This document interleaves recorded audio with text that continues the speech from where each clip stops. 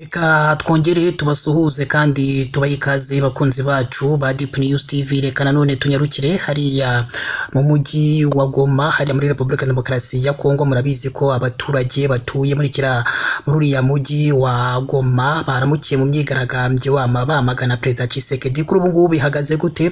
Ko kuri ubu abakecuru n'abasaza bose ndetse n'inkubo biraye mu mihanda bose bafite ibyapa byamagana Perezida Tshisekedi basaba M23 gufata igihugu cya Repubulika Demokarasi ya Kongo. Mudukurikire kugira ngo mugende musobanukirwa akantu ko kandi munibuke gukora subscribe kugira ngo mujye mubona amakuru ya Deep News TV uko yakabaye kose.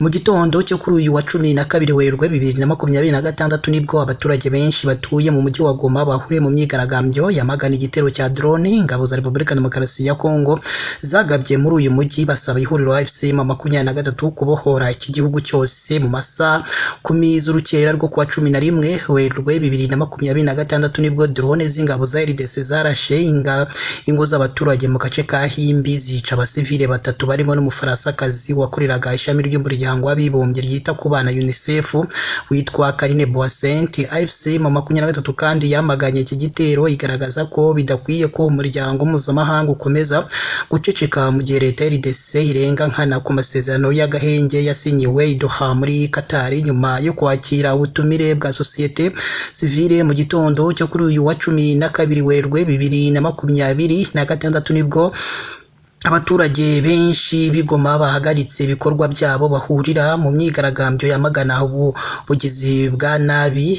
bwa leta ya RDC bukomeje gukorwa na perezida wa kiriya gihugu ariwe Perezida Felix Tshisekedi Kilombo, nk'uko bamwe mu baturage batuye hano muri Repubulika Demokarasi ya Kongo, cyane cyane abatuye hano mu mujyi wa Goma.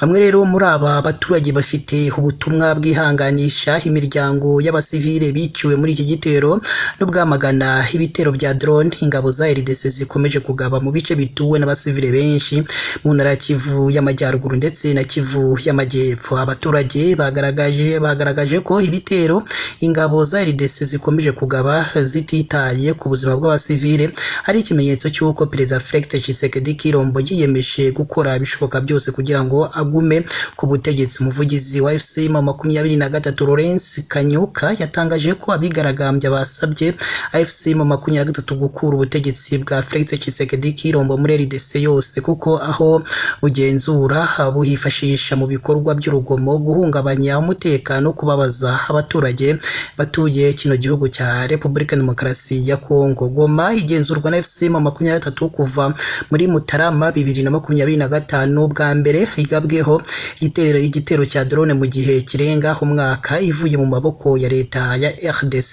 Reba ahantu handitse ijambo subscribe kugira ngo tujye dukomeza tubane mu makuru ndetse n'ibiganiro tugenda dutambutsa hano kuri Deep News TV, kandi munabikane kuduha ibitekerezo byanyu, gishima, ikitugira inama ndetse n'inyunganizi. Imana ibane namwe, amakuru yacu yo nakagaruka.